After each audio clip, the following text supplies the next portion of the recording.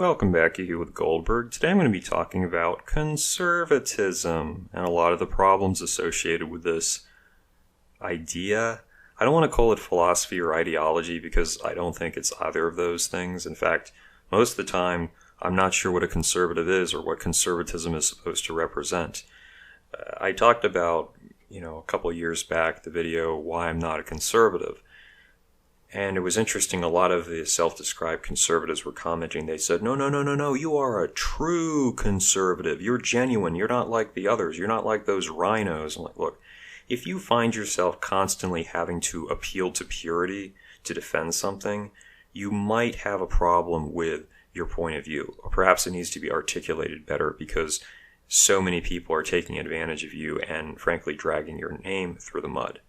I tried to explain this, and I think I brought it up in that video. This was the head of a pretty prominent conservative organizations, and I said to him, the mistake you guys make is you always operate on the paradigms of the far left. So if they call you a racist, you spend days, months, weeks, you publish books, documentaries proving how you're not a racist and they are. If they say you're homophobic, you prove that you're not homophobic. You're never really going for the jugular and advancing anything. What I describe a conservative as is essentially a reluctant liberal. You're one or two election cycles behind the Democrats or the far left at any given time. A conservative is the smug, condescending person who wants to sit in the velvet-floored library or reading room with a glass of brandy and a cigar saying, as Rome is burning, "Haha, you should have listened to me." But of course he didn't do anything to really prevent the problem. In fact, in a lot of respects, he encourages it. He furthers the issue because he defends fundamentally broken ideas and principles. That, I think, at the core is the problem with conservatism. And if you look at the last 30 or 40 years, with some exceptions at the state level, conservatives have accomplished pretty much nothing. Yeah, they've deregulated. Yeah, they've cut taxes. They've appointed judges that do whatever corporations want. But what is the result?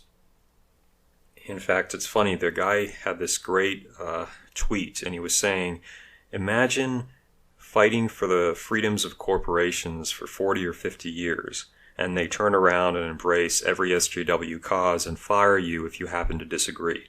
That's ostensibly what conservatives have achieved in government on the federal level.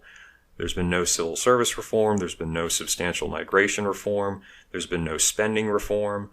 There's been no real limitation of government.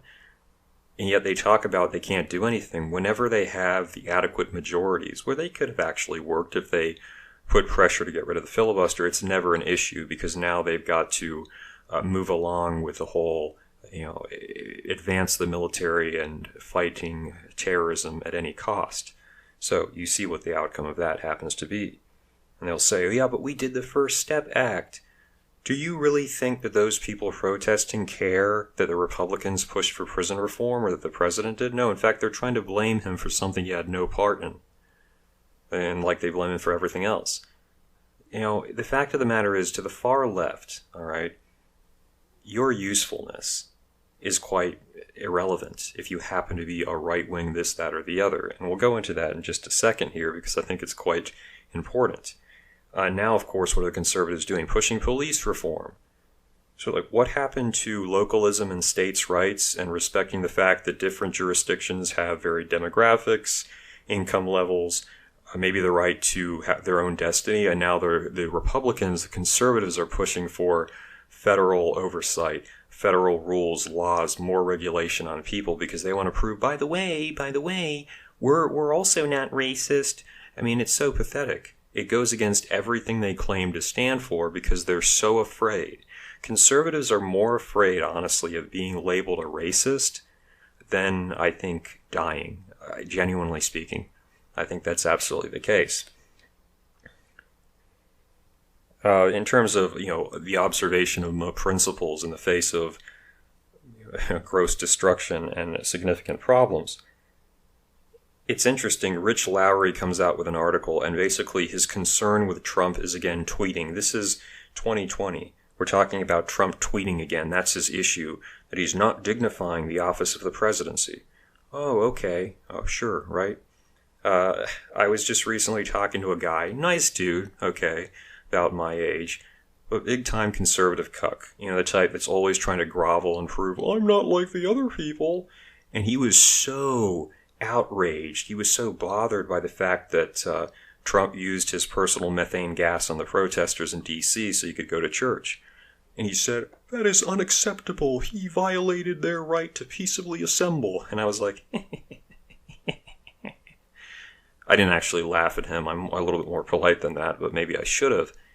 It's like, you are more concerned about the rights of the protesters, about essentially defending the system, despite the fact that the people you're going up against don't care and are willing to burn the system, as they're proving, to essentially show that, you know, what their point of view happens to be. And you're still fixated on it. It reminds me of John Roberts, when they had the whole census question of the Supreme Court.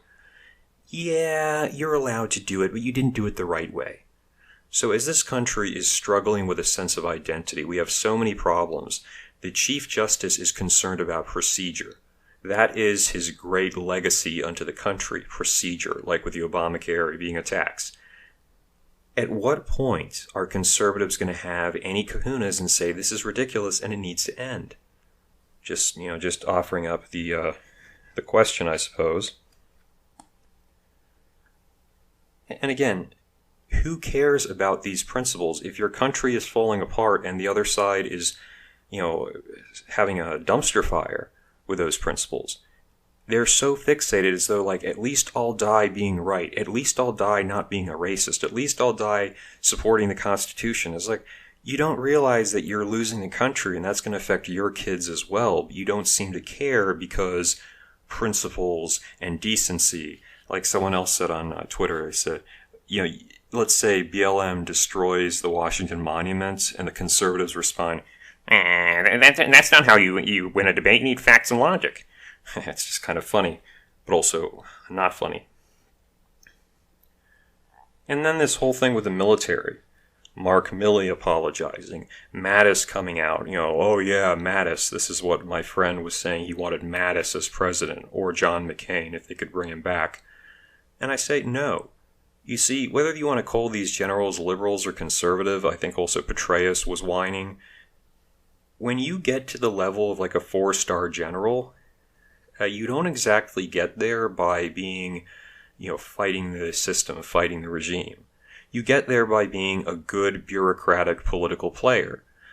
You take Petraeus in particular, he has a PhD plus he became a general. Do you really think that's someone who's bucking the system? No. That's the reason why most of the time when there is an uprising in a country, let's say the Middle Eastern countries, this is very common, it was typically a colonel or below who was leading that, not a general, because the general's got his nice salary, his position, his pension. He doesn't want to rock the boat.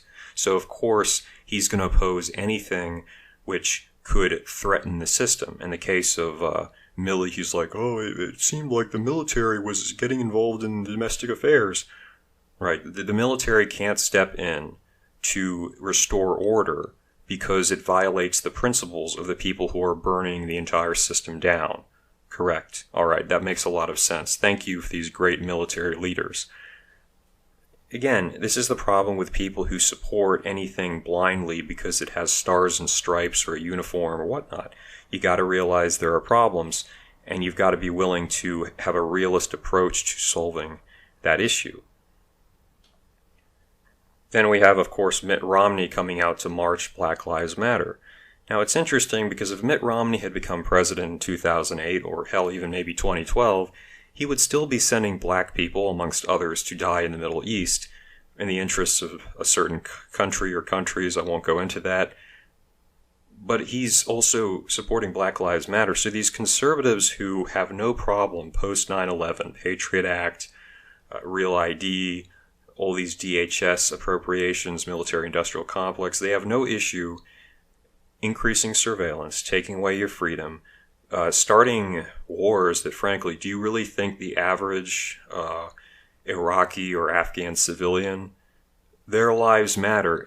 Honestly, do you think so as far as these neocons are concerned? No. But all the neocon sacks of excrement that have come out of the Republican Party are now all outraged about the response to the protests. It's quite ludicrous in a bad way, but it's nonetheless there. So you can pass all this draconian legislation, but we can't use that to restore order on our own streets or to secure our own borders because that's offensive and looks bad politically because the left said so. Like if Romney, honestly, if the left was telling Romney that we need to protect businesses, Romney would be like, oh yeah, business lives matter, buildings matter too, because Romney is the epitome of a political snake. For whatever he might be as an individual, as a family man, I don't know.